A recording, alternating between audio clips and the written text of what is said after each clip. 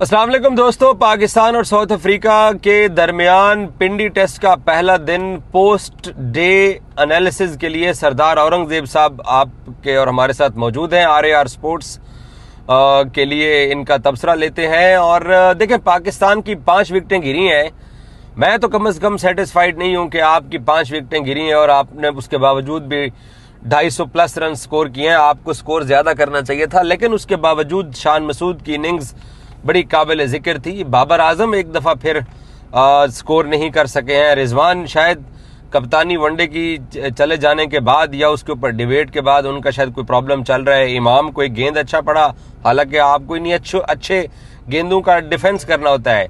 अब्दुल्ला की एक चांसी 50 थी, उन्होंने हमारे सामने 5 चांसेस के बाद 50 की है। सरदार औरंगजेब साहब हमारे साथ मौजूद हैं। भाईजान, मुझे एक बात तो बताएं, मैं चले बाद में जाता हूं पाकिस्तान के 250 स्कोर के ऊपर भी, पाकिस्तान की 5 विकेटें गिरी। What happened with the Babar Azam? एक और इनिंग्स, 3 इनिंग्स चली गई हैं।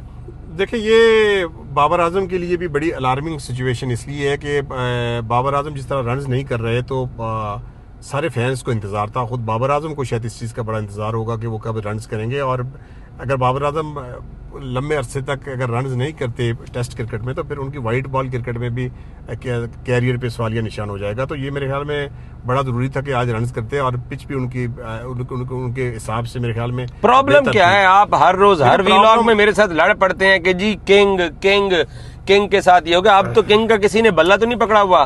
देखिए, प्रॉब्लम आपने भी देखा होगा, बाबर आजम की इनिंग्स आप भी मेरे साथ बैठ के देख रहे थे। कहीं एक लम्हे भी ऐसा नहीं लगा कि वो आउट ऑफ फॉर्म है या आउट ऑफ टच है या उनको किसी बॉल की समझ नहीं आ रही। अब बदकिस्मती इसको बाबर आजम की समझ लें कि एक अच्छा बॉल पड़ता है और उसको वो डिफेंस नहीं कर सके। आज उससे पहले वाले बॉल पे लेग बिफोर पे एक रिव्यू पे वो बचे और फिर अगली बॉल पे वो आउट हो गए। तो समझ तो मुझे भी नहीं आ रही कि बाबर आजम के साथ हो क्या रहा है, क्योंकि एक आउट ऑफ फॉर्म बैट्समैन होता है, बैटर होता है, जैसे अब्दुल्ला शफीक खेल रहे हैं, जैसे रिजवान शुरू में स्ट्रगल कर रहे थे, तो समझ आती है यार कि ये बहुत ज्यादा स्ट्रगल कर रहे हैं। या तो ये मेंटली तौर पे रिलैक्स नहीं है या फिर इनको बॉल की समझ नहीं रही। बाबर आजम के साथ ऐसा बिल्कुल नहीं है।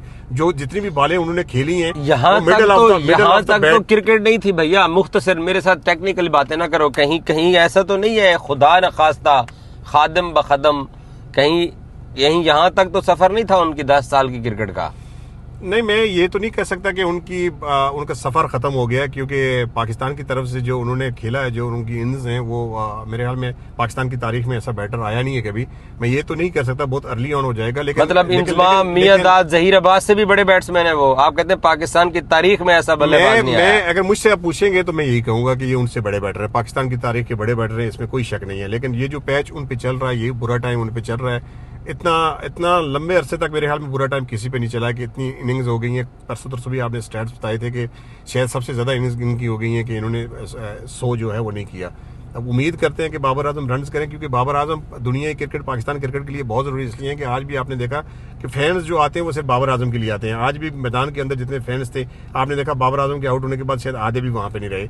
तो फैंस भी चाहते हैं कि बाबर आजम रन्स करें, पाकिस्तान क्रिकेट बोर्ड भी चाहता है डेफिनेटली, इसलिए चांसेस दे रहा है। आप और मैं भी चाहते हैं कि बाबर आजम रन्स करें, लेकिन अब ये उनसे हो नहीं पा रहा। तो मेरे ख्याल में ये उनसे तो कब करेंगे भैया, कब करेंगे? अपने लिए नुकसान कर रहा है, तनकीद करने वालों को और मौका मिल रहा है। क्रिकेट बोर्ड की सिलेक्शन कमेटी अपने हर फैसले को जस्टिफाइड करने में कामयाब हो रही है। वही बात आपको बता रहा हूँ कि बहुत ज्यादा अरसे तक बाबर आजम ऐसी फॉर्म के साथ टीम में शायद जो है वो अपनी जगह बरकरार न रख सके। अगर रेड बॉल पे वो परफॉर्म नहीं करते तो डेफिनेटली व्हाइट बॉल पे भी इनके असर पड़ेंगे। और पहले से वो T20 टीम का हिस्सा नहीं है, ODI पे परफॉर्मेंस पे भी उनके सवालिया निशान है। तो अगर इसी तरह उनकी परफॉर्मेंस जारी रहती है तो फिर मुझे लगता है कि शायद बाबर आजम को कुछ आउट ऑफ द बॉक्स जाके चीजें सोचनी होगी, क्योंकि नॉर्मल क्रिकेट वो खेलने आते हैं और सिंपल एक ही तरीके से वो आउट हो रहे हैं। स्पिनर के अगेंस्ट वो फंसते हैं, फास्ट बॉलर के अगेंस्ट कुछ बेहतर करते हैं, लेकिन स्पेशली अगर उनके स्टैट्स देखे जाए तो स्पिनर के अगेंस्ट वो बहुत ज्यादा फंसते हैं। तो ये बाबर आजम को सोचना चाहिए कि जिस क्लेबर को बैट्समैन है वो इससे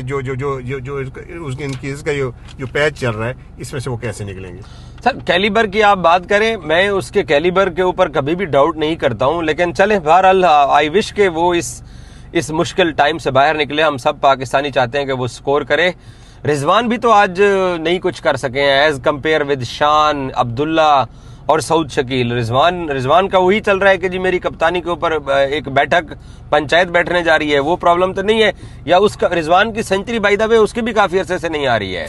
देखिए पिछली इनिंग्स में रिजवान ने आपको मैच विनिंग नॉक खेल के दिए थे, चलो 100 आना ना आना वो एक अलग बात है। इन पिचेस पे ऊपर अगर 100 ना भी आए, शान मसूद की आज इनिंग्स आप देख लें, उनका 100 तो नहीं हुआ लेकिन बहुत ज़बरदस्त उनका इंटेंट देख लें, उनके खेलने का स्टाइल देख लें, उनकी अप्रोच जो है वो बड़ी अग्रेसिव थी। तो ऐसे में मेरे ख्याल में 100 ना भी आई तो कोई मसला नहीं है। रिजवान जो है वो डेफिनेटली ज़ाहिर है थोड़ा बहुत प्रेशर तो होगा, क्योंकि एक चलती कप्तानी आप उनकी समझ लें कि उनसे ली जा रही है, और डेफिनेटली थोड़ा बहुत प्रेशर तो होता है। लेकिन ये भी देखने वाली बात है कि जो बॉल उनको पड़ा वो बॉल बहुत अच्छा था, नया बॉल लिया 80 ओवर के बाद, और ज़बरदस्त किस्म का इन स्विंगर था, और उस पर बीट हुए। तो ऐसा नहीं है कि कोई गैर जरूरी शॉट खेलते हुए आउट हुए, पार्ट ऑफ द गेम है। एक अच्छा बॉल जिस पे अगर आउट हो जाए तो मेरे ख्याल में आपको अफसोस नहीं करना चाहिए। हाँ, जिस तरह की इनिंग्स आज अब्दुल्ला शफीक ने खेली है, 0 पे कैच ड्रॉप हुआ, 15 पे कैच ड्रॉप हुआ, 41 पे कैच ड्रॉप हुआ, फिर स्टंप उनके 2 मिस हुए, तो एक दफ़ा बॉल स्टंप को छू कर गई और बेल नहीं गिरी। तो इस तरह की किस्मत की देवी मैं समझता हूँ कि बाबर आजम और रिजवान का साथ क्यों नहीं देती। तो इस तरह की जब आपकी परफॉर्मेंस होती है तो फिर उस पर डाउट किया जाता है कि यार आप कैसे टेक्निक के साथ खेल रहे हैं कि एक ही इनिंग के अंदर आपको 6 चांसेस मिल रहे हैं। तो मेरे ख्याल में रिजवान का केस थोड़ा सा डिफरेंट है कि उनको बॉल अच्छा पड़ गया था। सूरज की लाइट मेरे ऊपर बहुत ज्यादा पड़ रही है, लेकिन आज पाकिस्तान की जो बैटिंग के अंदर जो रन रेट की लाइट थी वो ऐसी तेज नहीं थी जैसे मेरे पे सूरज पड़ रहा है। ये रन रेट एकदम से लाहौर में हमें जो ना वो रन रेट बड़ा अच्छा दिखा।